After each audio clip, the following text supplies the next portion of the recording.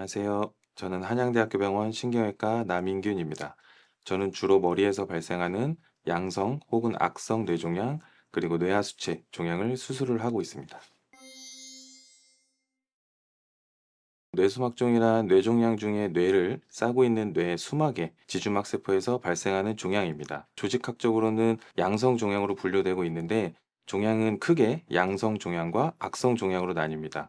악성 종양은 흔히 저희가 알고 있는 간암, 위암, 폐암처럼 위험한 종양을 의미하고, 양성 종양은 쉽게 말해 덩어리라고 생각하시면 됩니다. 따라서 앞서 말씀드린 것처럼 뇌수막종은 뇌 수막에서 자라나는 덩어리라고 볼 수 있는데요. 다만 발생하는 위치와 크기, 주변 뇌 혈관, 신경 조직과의 관계에 따라서 치료 결정이 나뉘기 때문에 이 모든 것을 고려해서 판단을 해야 하는 솔로몬의 지혜가 필요하다고 볼 수 있습니다.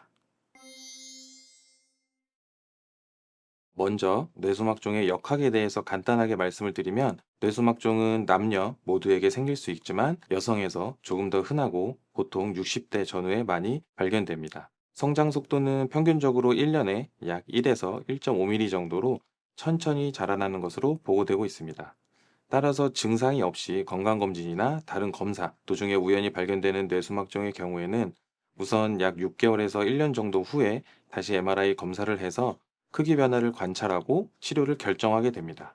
반대로 종양이 크거나 주변 뇌를 심하게 누르거나 주변으로 심한 뇌부종이 동반되어서 증상이 발생하는 경우 적극적인 치료가 필요하게 됩니다. 가장 중요한 건 새로운 증상이 생길 때입니다. 종양이 뇌의 중요한 부위를 압박하고 뇌 부종이 발생하는 경우 팔다리에 힘이 빠지거나 감각이 떨어지는 증상이 생기기도 하고, 말이 어눌해지거나 어지러움이 나타나기도 합니다. 또한 뇌신경을 압박하게 되는 경우 시야가 좁아지거나 안구 운동 장애가 생길 수가 있고, 얼굴 감각이 둔해지거나 마비가 오는 증상이 생깁니다. 이러한 증상이 발생하면 치료를 고려해야 됩니다. 그리고 또 다른 경우에는 추적 관찰하던 중에 MRI 검사에서 자라나는 속도가 평균적인 속도보다 빠르거나 그러한 환자분의 나이가 젊을 경우에 조기에 치료하는 게 예후가 좋기 때문에 적극적인 치료를 권유하게 됩니다.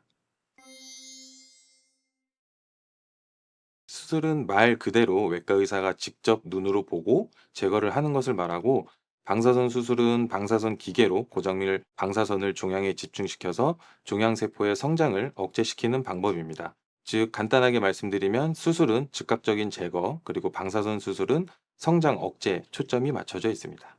보통 여러 군데 병원을 다니시면서 어디서는 수술을 하자고 하고 어디서는 방사선 수술을 하자고 해서 복잡하신 경우가 많은데요. 이거를 결정하기 위해서는 종양의 자라나는 속도나 위치, 주변 뇌혈관, 신경 구조물과의 관계, 그리고 환자의 나이나 신경학적 증상 등 다양한 고려 요인이 있는데, 환자분들께서 이해하시기 쉽게 기준을 나눈다고 한다면 종양의 크기를 우선 생각하시면 될 것 같습니다. 기관마다 기준이 조금씩 다르지만 2에서 3cm를 기준으로 치료 방법을 선택한다고 아시면 될 것 같습니다. 다만 크기가 작은 종양 중에서도 MRI 검사에서 주변에 뇌부종이 보이는 경우에는 방사선 수술 후에 부종이 심해지는 경우가 많아서 수술적 치료를 하는 게 좋습니다. 뇌 수술뿐만 아니라 모든 수술의 1차적인 목표는 당연히 완전 제거라고 볼 수 있습니다.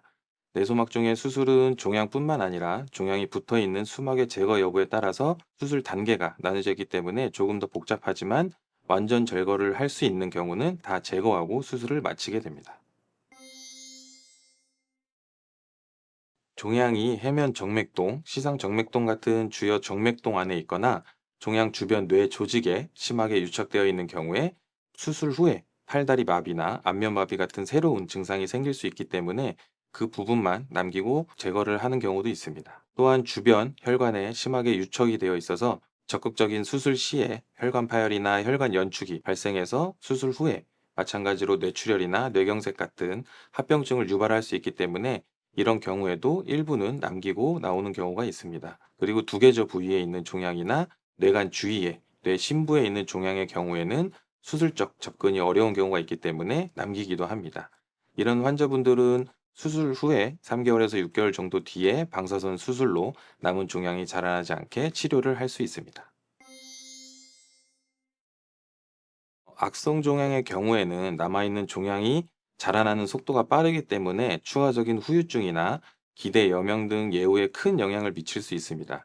그렇기 때문에 신경학적 후유증이 생기더라도 완전 제거를 선택하게 되는데요. 뇌수막종 같은 양성 종양의 경우에는 대부분 자라나는 속도가 느리고 종양으로 인해서 생명에 큰 영향을 끼치는 경우가 적기 때문에 신경학적 후유증을 최소화하는 방법으로 수술을 계획하게 됩니다.